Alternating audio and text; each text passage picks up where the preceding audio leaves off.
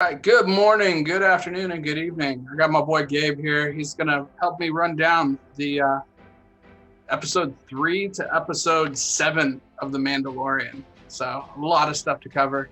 Kind of been behind, went on vacation, just didn't feel, making the videos. So we're gonna run through this stuff, talk about all the important stuff that's happened, and hopefully give some insight from different aspects of the Star Wars realm.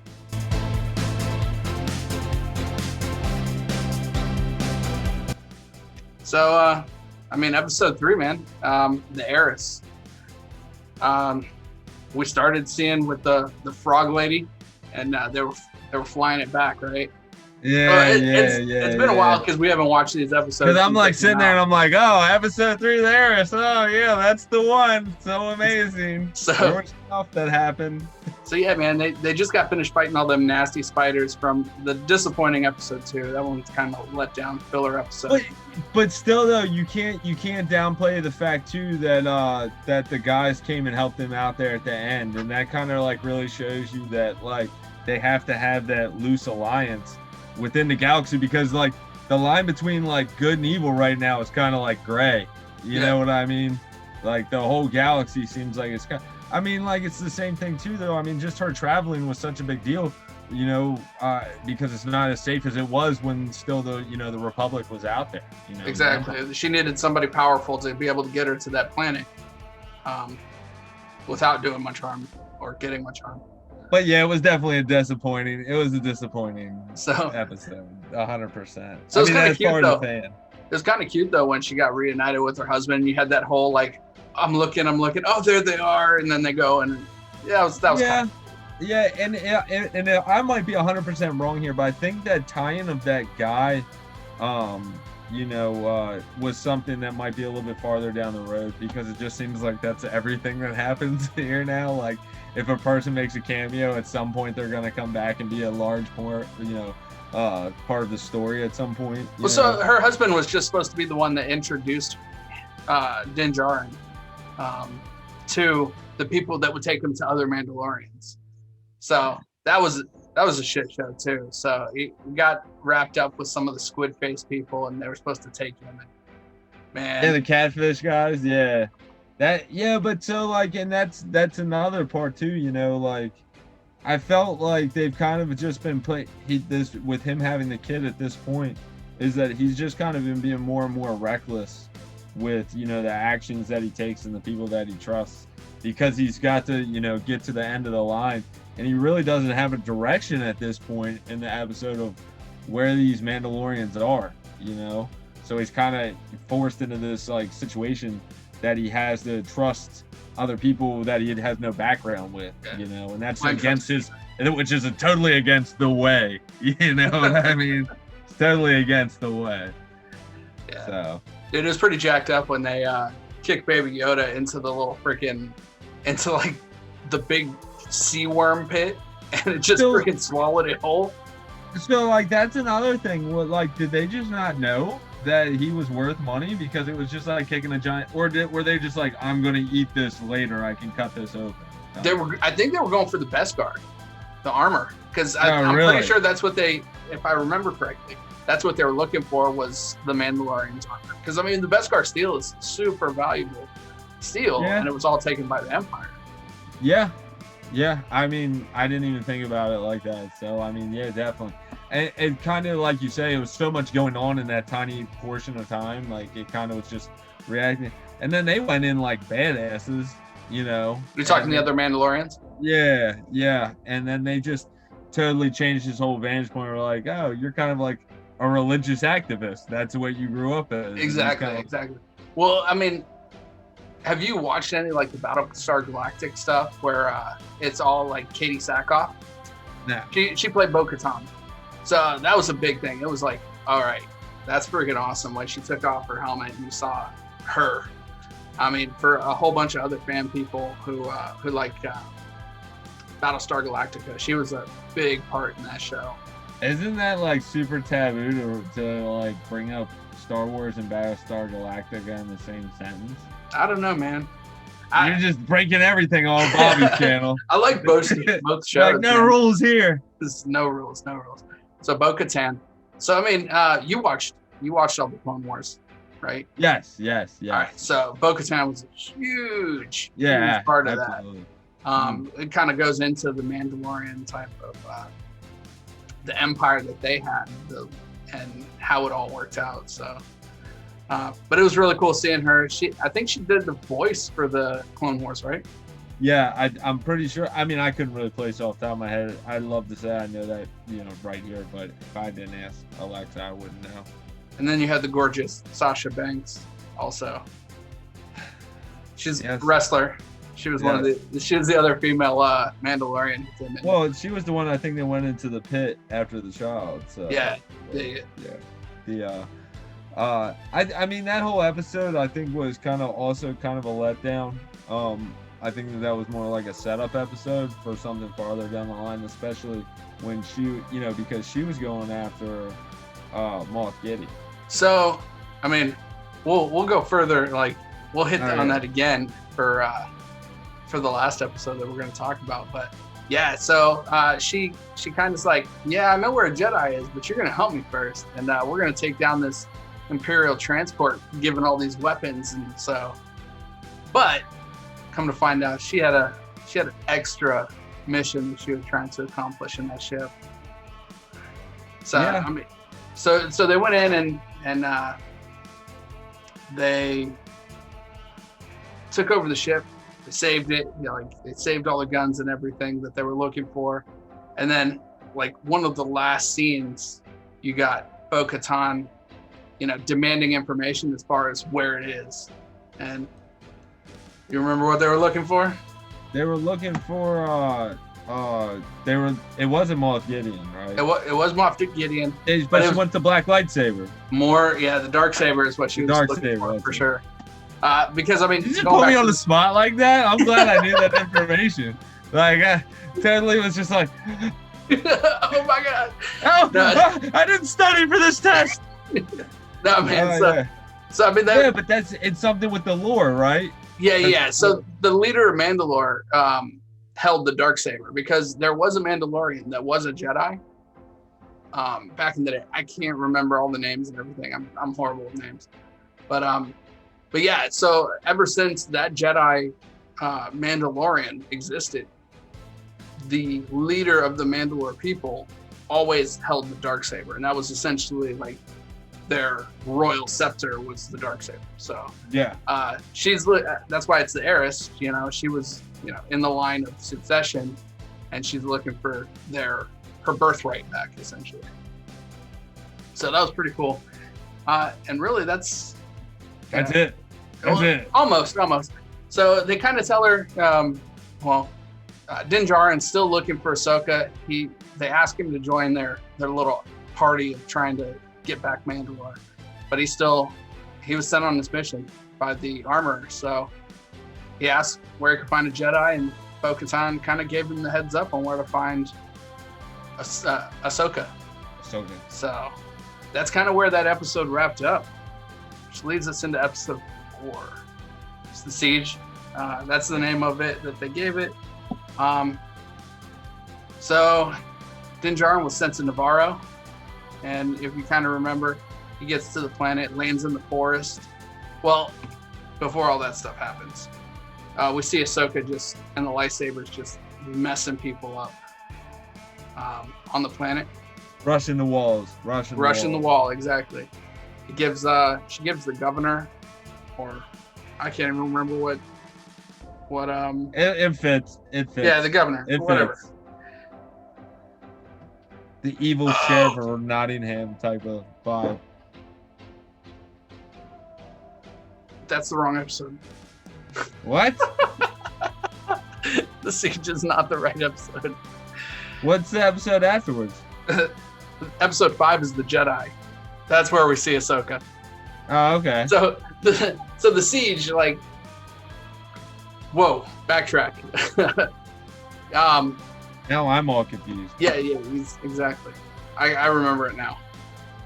So the Mon Calamari, the people who were hired to fix the ship after all the spiders, they kind of did a crappy job of it. And he limps along and he goes back to go see Grief Karga and That's Cara right. Dune, right? Completely forgot about this episode. Oh yeah, it was, and they break into the factory or whatever. The secret Imperial base that wasn't supposed to be there. Yeah, so but that was a huge turning point because of the information they found. It was a huge turning point. It's super It was pretty important. boring though. It was pretty boring. It was another filler, for sure. So he gets his ship fixed all up by Grief Karga's person. But another mission to help pay for it all. They need to break into the last stronghold on the planet and, destroy it pretty much. They expected it to just be a small contingent of soldiers. It was a little bit more than that, but it was pretty cool. We saw the episode 1 bounty that he picked up. Yeah. So that blue guy, that was the episode 1 bounty. Yeah. He was like, it's a lot better than being in Carbonite, and he was cooking the books. Exactly. Yeah. Also too, I mean, there was a lot of real like comic relief that he brought to that episode. I thought it would like you said, it was a great filler episode. But there wasn't anything about it. Like, I mean, you see all right there with us talking about it. It's pretty easily to forget about that episode because of the amount of action that has just gone on these past 2 weeks afterwards has just been like, it almost made you forget about that. And especially with the information that they were trying to delete off of that console at the end. Yeah. I mean, we're talking about the clones that we saw. Correct. And, the experiments that they were trying to run off of the blood from the child, from Grogu, that we'll find out later in the next episode. Yeah, I just threw it out there, man. There's a spoiler alert for freaking 3 minutes from now. So I mean, this episode still held a lot of action when they jump off the cliff in the vehicle and they're getting chased by the dirt speeders, the speeder bikes. Yeah, and you got and then they're getting shot at by the TIE fighter. Yeah, he shot the TIE fighter. I mean, that was pretty dope. That was pretty cool. But as far as it goes, I mean, like I say, I mean, I just know it's hard for me to overlook these episodes I know that are coming up next because they just are so awesome and so badass. Oh yeah, for sure. But one little bit that we did find out at the end is one of Grief Karga's people that was fixing up the ship put a tracker on there, checked in with Moff Gideon. That's an important part coming up. And he already said he didn't trust them damn droids, and look what happened. Exactly. So, I mean, it was definitely like a neat. It also too that kind of gives you a real quick idea, and even more so a little bit farther as they keep on showing that the Empire, man, is like still active. Oh yeah. And not just active, but like trying to move forward. Making moves, definitely. Because when they went there, it was only supposed to be like one squadron, and they went through like a full contingency, and they were fully stocked and like ready to fight them. You know what I mean? So, that was just something else too. I kind of noticed because they've kind of been hinting that the Empire is still out there, but I mean, in the first season, they showed the Empire is pretty much these dirty stormtroopers with like an old commander and a couple of bucks. I mean, and then Moff Gideon was like the most badass out of all of them. But now all of a sudden you're seeing them, they're like organized. They got these like tanks, they got weapon hordes, they got, still active TIE fighters. There's a lot of stuff still going on with this Empire that, I don't think they're as broken as they're trying to let everybody think they are. That's a good point. So other than that, that's pretty much it. Then we get into the episode that we were talking about. Then we get into the episode. And the planet that he headed to get to Ahsoka is called Corvus. So we see Ahsoka fighting the people, going and giving the mandate to the governor, magistrate. Magistrate's the word. Magistrate. Yeah. So well, that sounds a little governor magistrate. Sounds a little more powerful. A little bit more fancy. So she gives the 1 day, like, hey, you got 1 day to leave the city, because she felt that the people were suffering. When we get to see the people, it completely looks like they're suffering under like the iron fist. Yeah, you can definitely tell it's like they're oppressed. They're oppressed. For sure. So then we see Din Djarin and the child landing, and there's a small little fight scene, and we get to see how tough the Beskar armor is because it actually stops the lightsaber. Oh yeah. He's doing blocking moves with his forearms, and so. Yeah, he's definitely taking the lightsaber on, just like, and he stopped it. She was still going at him too. Oh yeah. And as soon as he mentioned, Bo-Katan sent me, she was like, okay, hold up. Well, and she saw the kid too at that point, Yeah. She was like, so I want to talk about that. So I mean, and plus, oh gosh, she's so gorgeous in real life anyway. I've loved her ever since kids. The lovely Rosario Dawson. Oh my gosh, she was born to play that role. I mean, she has the attitude and everything for it, and the exact look. They did amazing on that, making that look real life. I mean, but it's Disney, they can do anything, So, the production value too on this all the way around, it's just been, phenomenal. Except for the guy standing in the corner. Oh yeah. Yeah, like I remember seeing that. They're gonna make an action figure out of him, and it's just gonna be like a corner. Hell yeah. So one thing we did gloss over, or I glossed over rather, was Din Djarin first met the magistrate. The magistrate hired him essentially to kill Ahsoka, to kill the Jedi. And she was so badass. She offered the Beskar spear for Ahsoka's life. So we find out they fight, they stop fighting, and he's like, "Hey, the magistrate hired me to kill you. I'm not planning on doing that. Let's talk." So we see like the Force communication between Ahsoka and who we find to be Grogu, as far as the baby Yoda, the child. So that's pretty cool. My kids were kind of disappointed with the name. Like Addie was like, Grogu? I don't even know. It doesn't really roll off the tongue, And they kind of broke tradition with Yoda and Yodel. There's two of that. So you don't know about Yodel. Yeah, but what I'm saying is like, was that a tradition for them to go forward with? Seeing that there's only two of that species, kind of. Yes.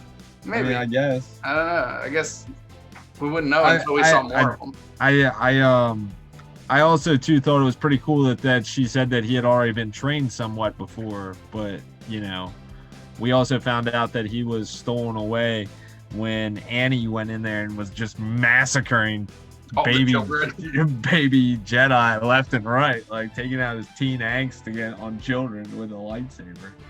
Yeah, that was pretty bananas, man.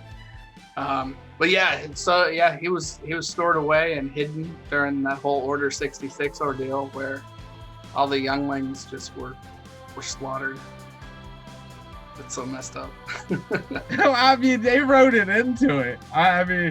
Somebody signed off on it at Disney too. Look. Well, so that was pre-Disney. That was all Lucas. Yeah, but I'm saying that Disney was like, we're totally fine with buying this like genre that just like totally just murders children, and it's part of our story arc now. Like, we're gonna have to write around that for the rest of the time that we own this license. Exactly. Because it was pretty catastrophic when it happened.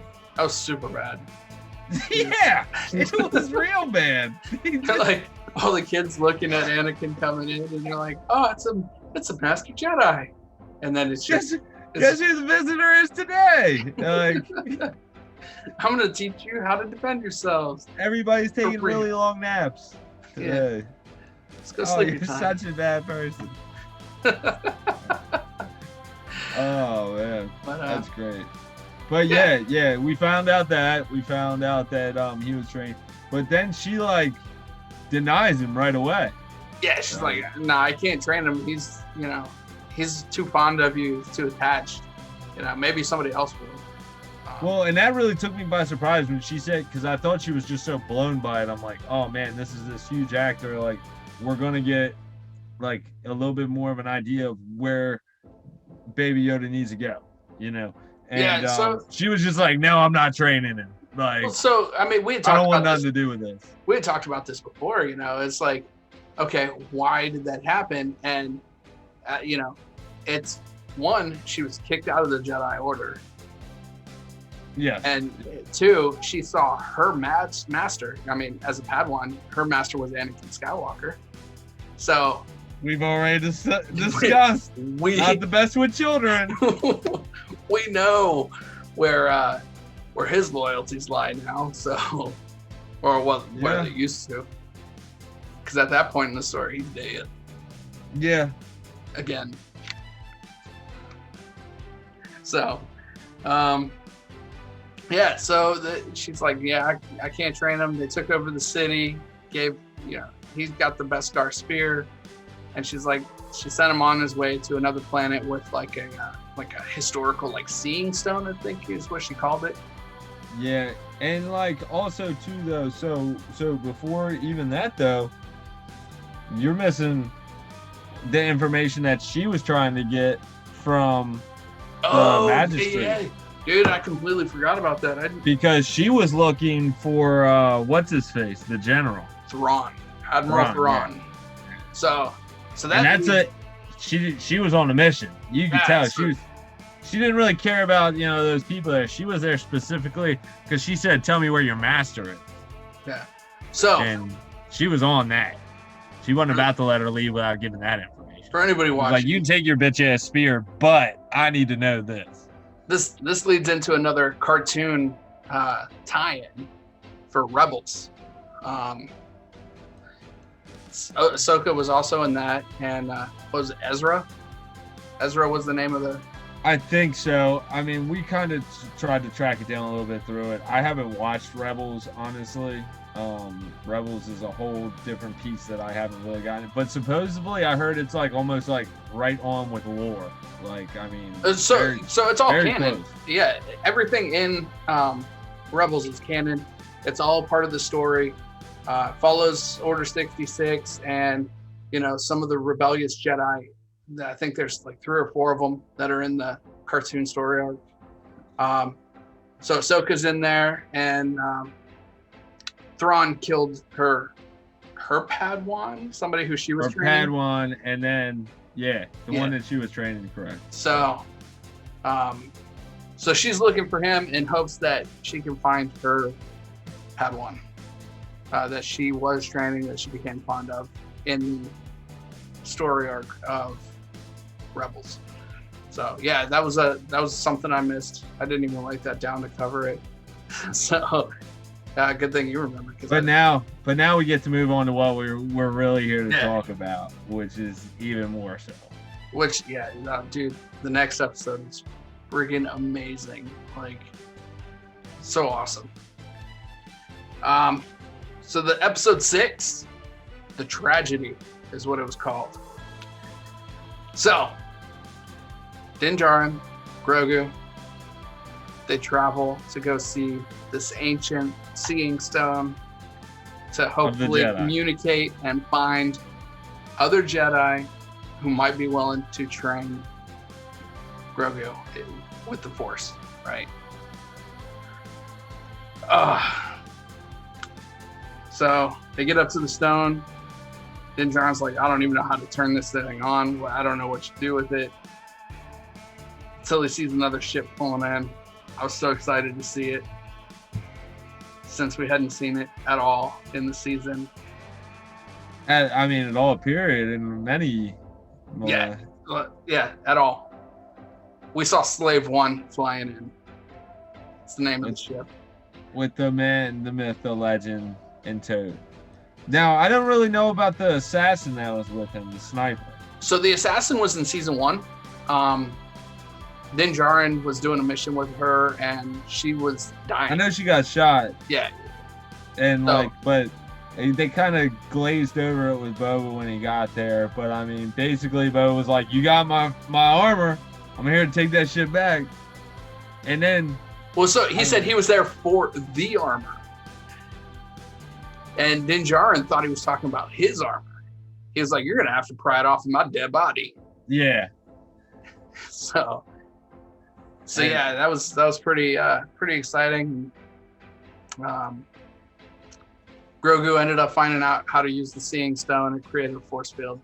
Din Djarin couldn't find it, but back to Boba Fett and Rennick.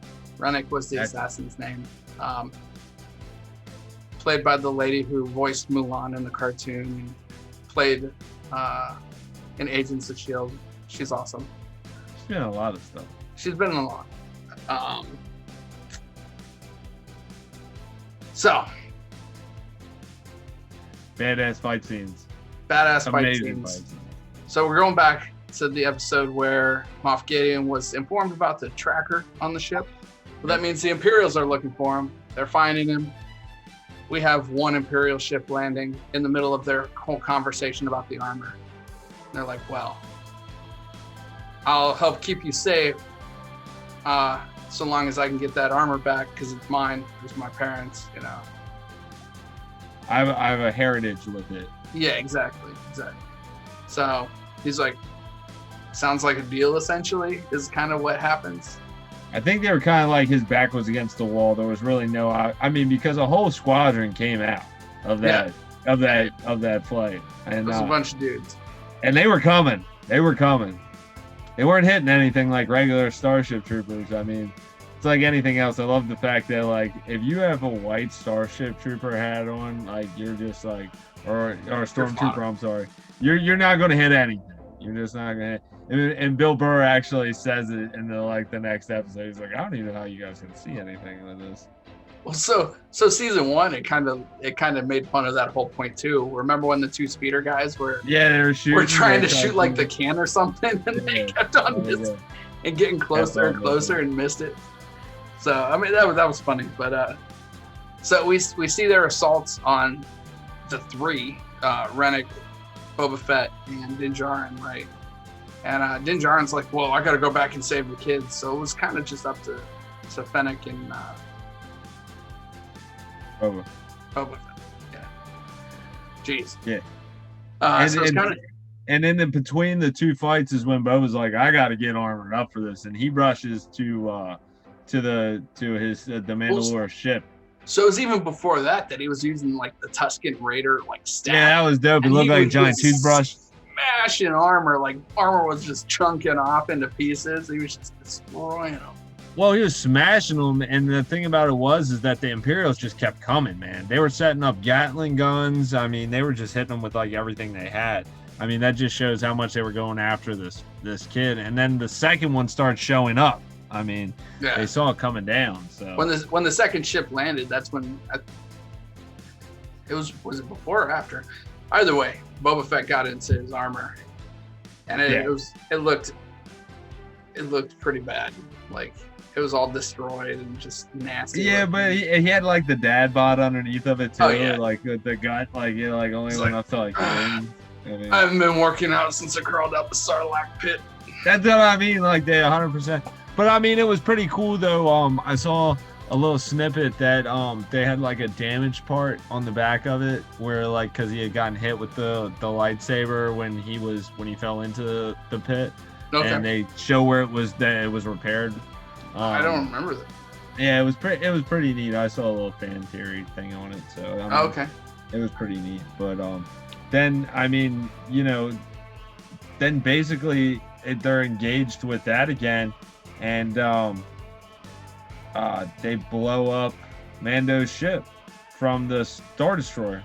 Yeah. So they defeat all the most of them, and then they retreat.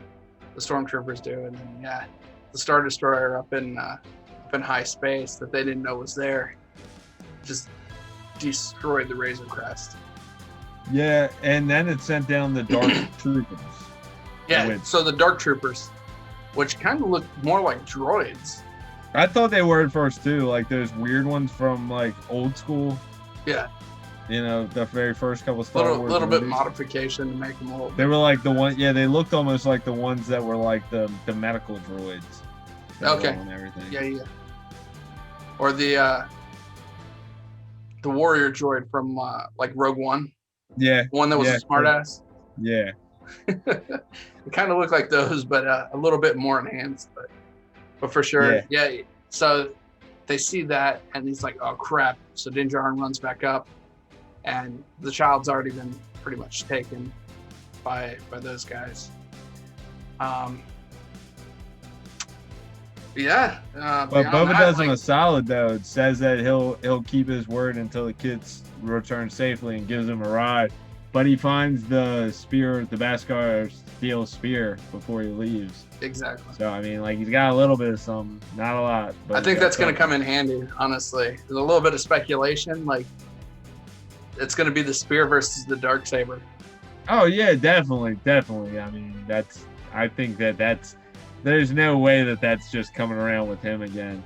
Now, cut to the next episode, and you see Boba rolling out gangster shit with his armor all back to regular colors. Even shinier and better. Yeah, yeah, definitely like powder coated and looking all good. Yeah.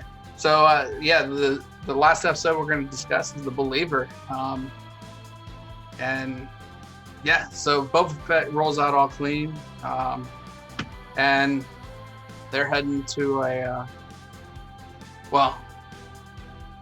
refinery. Backing it up a little bit. In the search for Moff Gideon and his ship, Din Djarin asks Cara Dune, who took up an official role in the New Republic as a marshal, and he's like, "Well, I need your help. I need you to look up a prisoner for me." And she's like, "Well, why? What's up?" "We're gonna need to break him out because I need his help because the kid's gone." Well, at first she was like not hesitant, and then once he said the kid was gone, she's like, "Okay, let's get down and do this." So they look up Bill Burr's character. I honestly can't remember his name. Nope. Bill Burr. Yeah, Bill Burr. He played himself. Dude, it was a great episode, honestly. It really was. I really respect him for he was great comic relief and the whole thing. But when he killed the dude, he shot the guy in the face at the drink he was like, well, it affected their families, and I'm pretty sure that they don't really care it was a sacrifice. Yeah. Like, tell that to their families, tell that to, their kids and all this other stuff. And then he's just like, what? You remember that thing I told you about sleeping at night? He was like, I needed to make sure I did that tonight. But I think, what an episode, though. I mean, you had the action of them transporting the stuff there in the first place, with the Raiders and all. And like I said, back to a really cool thing that was like one of my favorite parts of the previous episodes when Boba Fett shot the rocket out of his back, and he came up to him and was like, man, that's a really good shot. And he was like, actually, I was aiming for the other transport.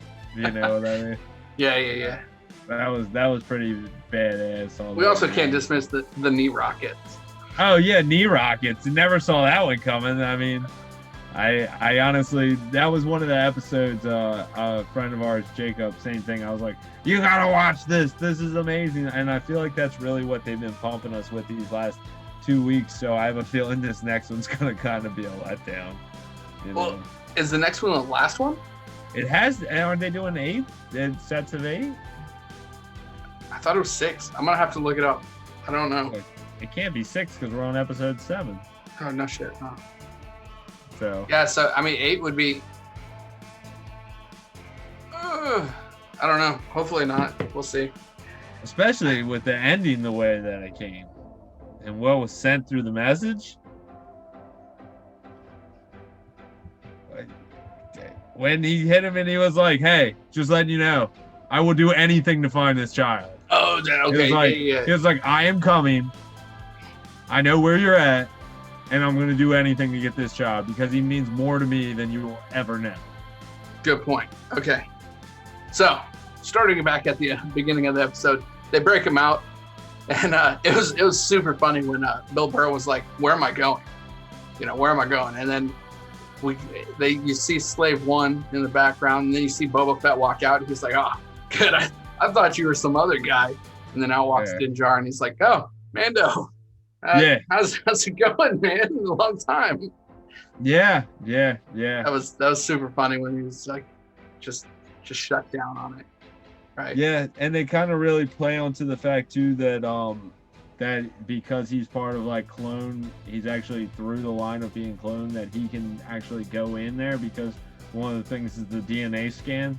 That's the whole reason of them saying, you know, that the Marshal couldn't go in there because she'd still be on the hit list and all the other stuff, but Mando could go because he was a clone, so his DNA reads just the same as everyone else because through that cloning process.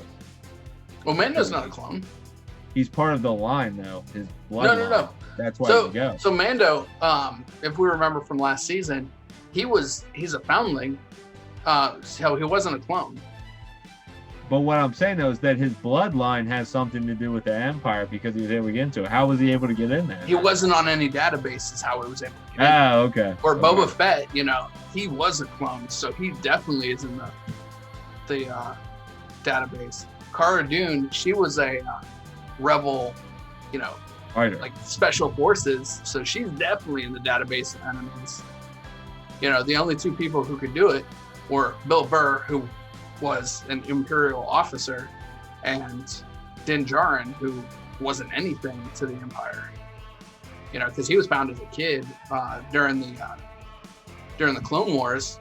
The droids came and attacked his village, his planet, and the Night Watch, or the Dark Watch, came down and saved him. So yeah, it's because he wasn't on any of the, you know, wanted. Now I've been clarified on that. Exactly. So yeah, they headed to Morak for a secret refinery base because in order to get the location of Moff Gideon's ship, Bill Burr needed to get to the base to log in. So Rhydonium is what they were mining. It's been mentioned before in Star Wars. I have no idea what it's used for. I guess it's bombs. We have weapon development of, you know, something. Explosion. But either way, they take one of the transport trucks, essentially, to try and break into the base. They get attacked by some of the locals who are just looking at blowing up the trucks. We see Din Djarin trying to use his arm the same way he would use the Beskar. Yeah. It's just getting destroyed. And it just shreds. Blowing up everywhere. Yeah. It's like, okay, well, this isn't the same thing as the Beskar, so. But he like goes down on the one. He's like, oh, damn it. Yeah. So they make it to the base, right?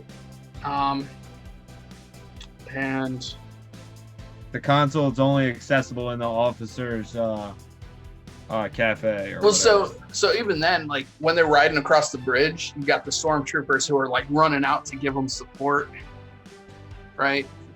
We see the brown ones from Rogue One, and then we see the TIE fighters flying overhead and giving them aerial support. So it's like they were saved by the Empire, even though people are there to destroy. Yeah, even though they're the enemy. So we saw that, and then the next scene was like them throwing the celebration, just like we saw in Episode 4 after the destruction of the Death Star. It was like, oh yay, the rebels are celebrating. Well, this one was, oh yay, they made it, so the Empire is celebrating, right? Just the same way. I mean, it kind of shows that they're two sides of the same coin. Oh yeah. I mean, it's just whoever writes the stories, which side's on good and evil, you know. Yeah. So yeah, if you want to start going through the what they do to get into the console. Oh yeah, so they have to access the data stick. The data stick has to have it downloaded on it. The only way to do so is when you type in your code and then it does a face scan. And Bill Burr's character doesn't want to go in there because a person that he directly served underneath of, an officer, is like less than 5 feet away from this thing, you know. So you know, Mando's just like, I'll do it. Like I'm willing to do anything. I'll sacrifice anything at all to get this kid back. I'll go do it. Like it's just what we have to do. and you like see him go over there and he tries to do it with the helmet on. It doesn't work. He like scans him and it's like, no. And then it goes to do it again. It's making this big deal at the console, being like, we'll terminate if you don't scan within 3, 2. And he takes his helmet off, and there it is, his face. And they scan it, and it saves. And then, yeah, sure enough, the officer comes over. Yeah, the officer calls over to him and tells him that he needs to address him. Yeah. So Bill Burr sees his face. You know, that's not something that's supposed to happen in Din Djarin's Mandalorian, you know, religion is what we'll call it. But he's like, the officer's trying to talk to him, and Din Djarin had no idea the TK number that he was supposed to provide, or the KT number. So Bill Burr comes over and kind of rescues him. Kind of says, "Hey, this dude had an explosion right next to him. He can't hear very good. You're gonna have to speak up." So it kind of just, you know, answers all those questions. And after Bill Burr thinks he's satisfied those answers, we had an amazing reference. He's like, "Yeah, we got to get going to file our TPS reports." Yes, the TPS reports. That was great. Little office space. Yeah, exactly. So he's like, "Oh, you're not dismissed." And so they're invited as being the only shuttle to get the Rhydonium back to the refinery that day. They're invited to go have a drink with the officer. You know, and they're like, "Well, what should we cheer to? I don't want to be the, you know, health or, you know, everything like that." And man, that the name of the battle that he. So he was in that battle. I'm trying to look it up real quick. Oh my god. Well, he references the battle in which the captain sent a whole mess of people to their death.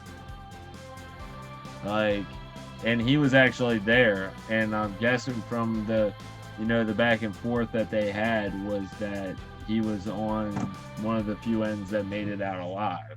You know, that yeah. day. So, yeah, so the battle is, there's a whole bunch about it that you can find online.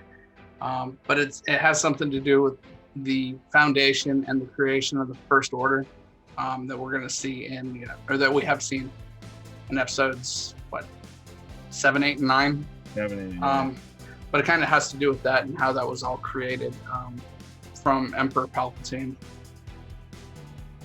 But so yeah, he's like, "Hey, let's toast to this," and the officer's like, "Okay." And he talks about how he had to make horrible decisions, and then Bill Burr shot him in the face. Yeah, definitely just shot him in the face, and then they had to make that quick escape up to the roof, which was pretty badass because they were sniping their asses off outside too. Oh yeah, Fennec and Kara were jacking them up, and then then we had Boba Fett, you know, kind of do the jump off the roof and into Slave One. So that was pretty cool seeing that. And then TIE fighters, we knew they were coming because they were at the base. And then he dropped the seismic pulse bomb. Yeah, that was dope too. It went like out far so that they ran into the wall. That was dope. That was really dope. That was pretty awesome for sure. I enjoyed seeing it. And then they meet up with Fennec and Cara Dune to kind of leave the planet again. And Bill Burr's released. Yeah, that was pretty cool. I thought that was pretty awesome that they let him go too. Well, so the whole premise as to why is because as they were escaping, he shot the Rhydonium tubes and blew up the base. He was like, you know, because he saw the people struggling to try and get under the yoke, out from underneath the yoke of the Empire. And he was like, you know what, I gotta sleep. So he blew up the whole base by shooting the volatile substance. And it was pretty cool, man. Yeah. I thought it was pretty neat little, you know, cherry on top, if you will. But then he sends the message like, "Dude, I'm on your ass, Moff Gideon. Coming, baby. I know where you're at." Yeah. So, I mean, and the thing about it was that, I mean, seems like they're all kind of like right on board, and I feel like he's going to start like getting more and more help. He has to take on Moff Gideon. So I mean, so he's already got some help. He's got Fennec and Boba, right? Then he's got Cara Dune. Yeah. You know, and those three are badasses all by themselves. You know, Cara Dune's a Special Forces rebel. Then Boba Fett, you know, freaking badass mercenary. Same thing as Fennec. You know, she's a mercenary sniper assassin. You know, but do we think, since they're going after Moff Gideon, are we gonna see Bo-Katan again? Is he gonna? So I mean, you're gonna have 3 more Mandalorians. Yeah, but are they really at it? Are they going at it for any other reason than to get the Darksaber? Because they could care less about the kid. Well, yeah, I mean, everybody's gonna have their own agenda, you know. It just so happens that the whole trope before that is all going after the kid, whether it be because fulfilling their word or they love the kid. You know, Cardoon's in love with the little Grogu, but Fennec and Boba, they're going just to honor their word. And then you got the Owl Clan or whatever it was with Bo-Katan. They're going after the Darksaber. So everybody's got their own agenda. But I think they're going to yoke them in and pull them in, and you know, we'll see a badass battle. Well, next week we'll tell, my friend. Next week we'll tell. Yeah, here in just 5 days, 6 days. Yeah, it's coming up right before Christmas, so for sure. We'll see. For sure. But yeah, appreciate it, man. Yeah, man. Anytime, brother. Anytime. So we had this little back and forth. If you're watching it, like, subscribe, comment. Let us know what you thought about any of these episodes. Thumbs up. Yeah, I mean, all of them were at least 4 beards. All of them. Beautiful, luscious beards. It's got to be a beard. Mine's not better. Yours looked like it was an alley cat that was found drowning. Yes, it does. Definitely does. Mine's more Amish, honestly.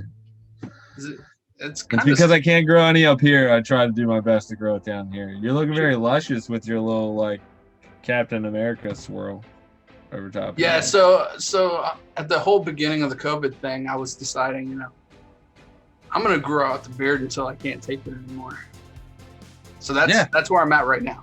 Yeah. Right? Like I still trim up the sides to keep it all nice and pretty. I don't do any of that. I trim up the mustache because I don't like it going in my mouth and saving like mustard and ketchup and stuff. Oh, I just like it as big and as weird as you can possibly get. Like, I don't even care anymore. It is what it is. I've gotten to the point where I'm pretty sure that there's like at least 2 things of crackers in here worth of crumbs at all times. So that's where I'm at, man. So I decided I'm gonna do the same thing as the top of my head. Like I've never really had long hair. I hate it. I hate it when it goes over my ears and everything. But I've decided that I'm just gonna let my hair go and grow until I can't take it anymore. So we'll see how long that goes. It's been about a month and a half since I got a haircut. It looks good though, man. You're doing good. We'll see. It's good. But all right, man. Well, thanks for joining me. All right, bud. Have a good one, man. I'll talk to you later. Yeah, talk to you in a little bit.